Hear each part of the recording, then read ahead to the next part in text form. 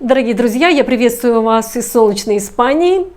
Благодарю за интерес к моему каналу. Спасибо за лайки и комментарии. И отдельное спасибо моим постоянным зрителям за поддержку. Спасибо, друзья! Сегодня у меня для вас 3 новости. Расскажу о планах правительства Финляндии. Как всегда, одна новость хорошая, одна, куда денешься, плохая, и одна относительно хорошая. Начнем, наверное, с плохой новости, а хорошее оставим на десерт. Итак, кому интересно, что у правительства Финляндии на сердце, проходите, присаживайтесь, устраивайтесь поудобней. Правительство Финляндии затеяло ремонт в социальной сфере. Опубликован отчет рабочей группы по подготовке реформы закона о социальном пособии. Цель реформы – уменьшить вдвое количество получателей базового прожиточного минимума и сэкономить 100 миллионов. В некоторых газетах говорится об экономии в 70 миллионов, но я пользуюсь цифрами, опубликованными на сайте Министерства здравоохранения и социального обеспечения. Итак, 100 миллионов. Базовый прожиточный минимум – это пособие по бедности, когда у человека практически нет другого дохода.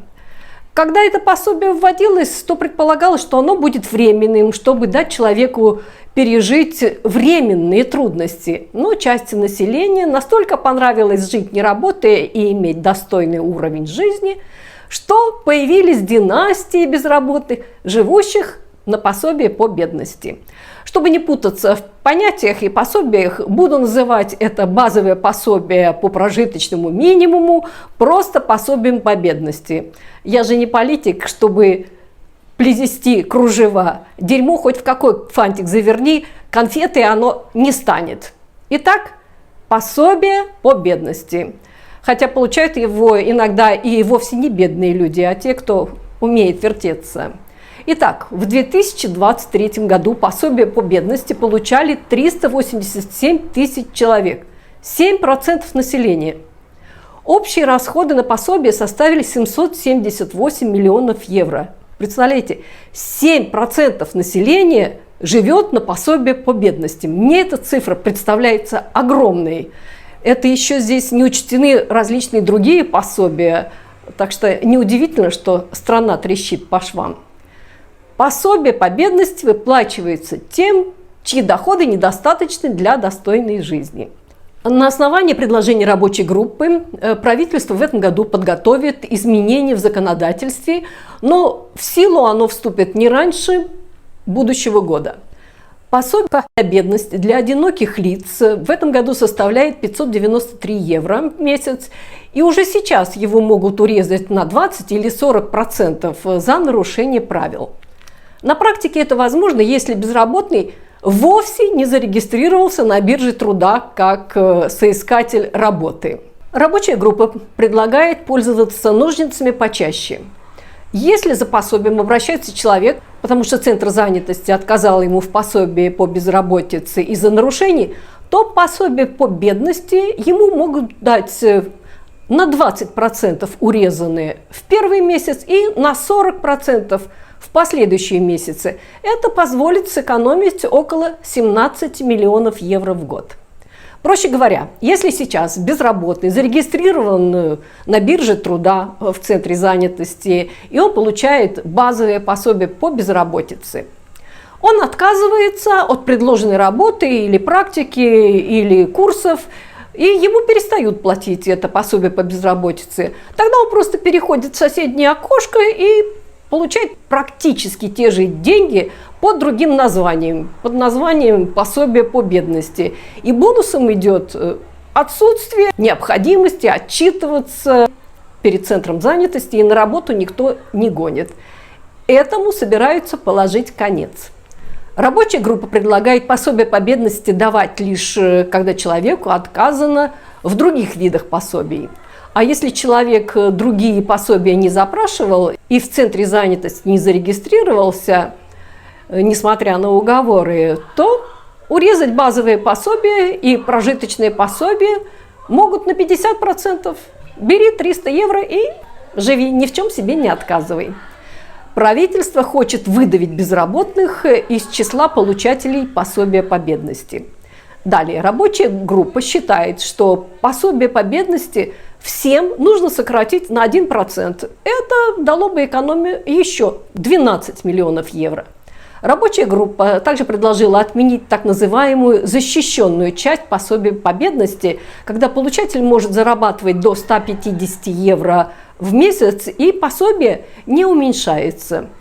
Экономию 20 миллионов евро в год. Руководительница рабочей группы Сейка Ахо заметила, что защищенная часть не стимулировала людей к трудоустройству, так как это предполагалось изначально. Поэтому от нее можно отказаться. Рабочая группа также предложила обязать всех заявителей на пособие по бедности подавать заявление в первую очередь на любые другие доступные им первичные пособия. Пособие по безработице, пособие по инвалидности, стипендия и так далее. Например, родители, которые сидят на пособии дома и ухаживают за детьми в возрасте от 3 до 7 лет, или люди, получающие пособие по бедности в дополнение к небольшому доходу, им придется просить сначала пособие на бирже труда. Прямой экономии это предложение не принесет, расходы лишь пойдут по другой статье, но цель оправдывает средства. А цель в том, чтобы побудить людей перейти с пособия по бедности, которое считается демотивирующим, на другие виды поддержки, и через них, возможно, все надеются даже к полной занятости.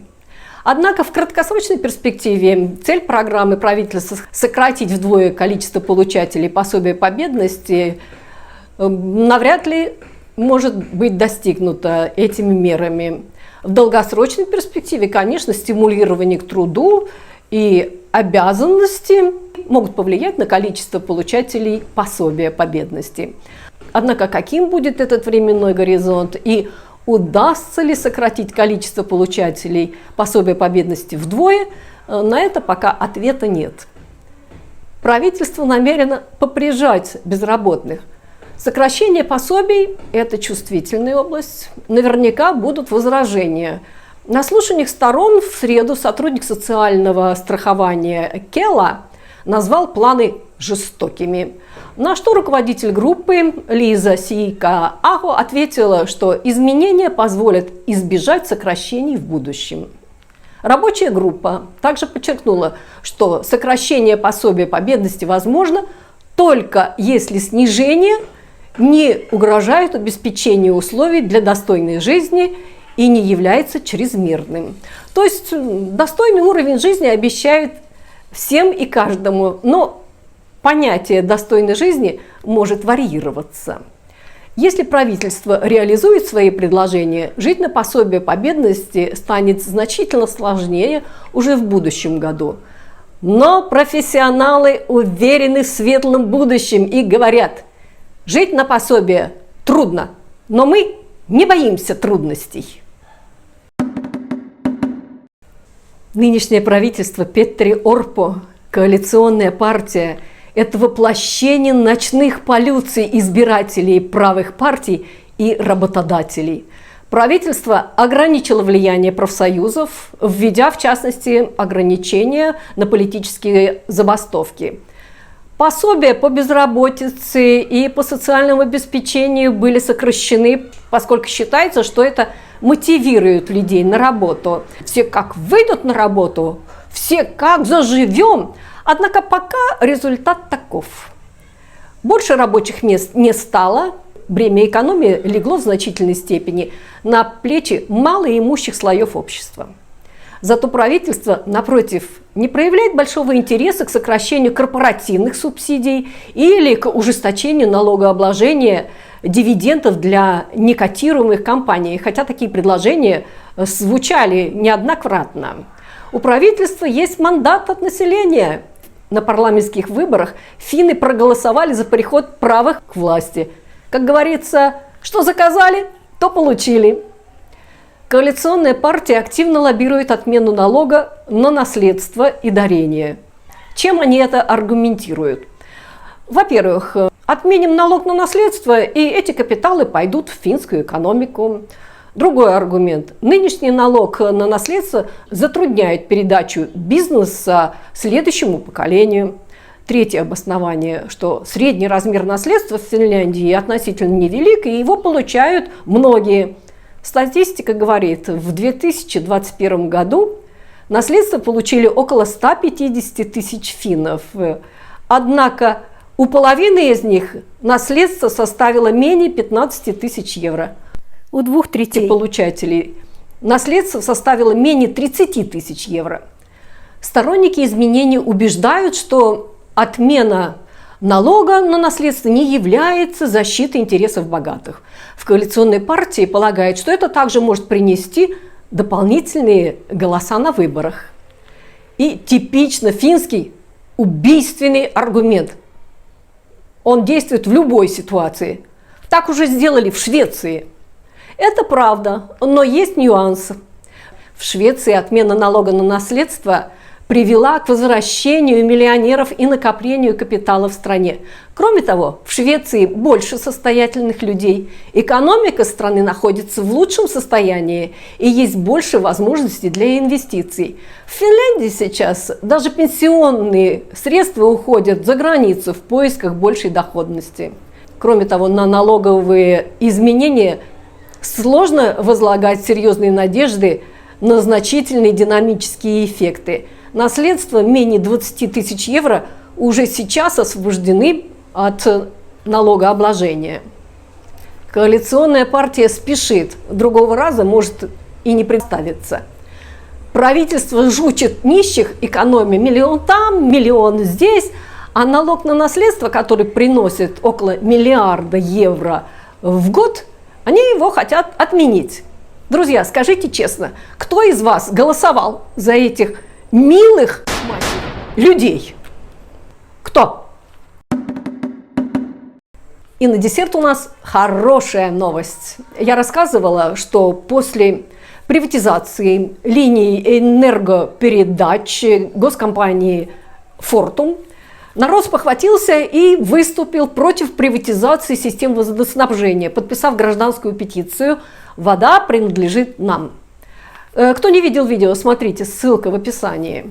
И вот мы выиграли полуфинал. Правительство отступило от первоначальных планов оставить лазейку для продажи объектов водоснабжения.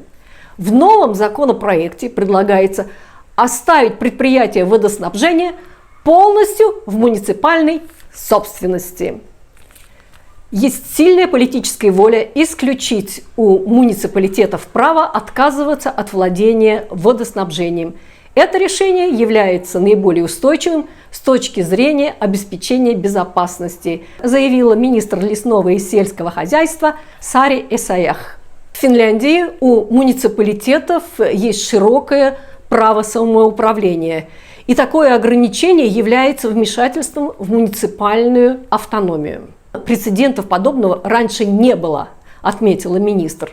Тем не менее, правительство считает обеспечение водоснабжения достаточно веской причиной для предложения столь исключительного закона. Мы должны гарантировать, что критически важная инфраструктура водоснабжения не перейдет в частную собственность, добавила Эсаях.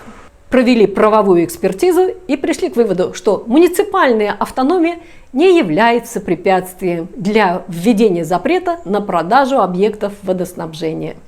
Запрет на продажу является значительным ограничением муниципального самоуправления, но в данной ситуации имеются веские основания для его введения, подчеркнули эксперты. На этой оптимистической ноте, друзья, я с вами прощаюсь, благодарю за внимание и до новых встреч. Всем пока!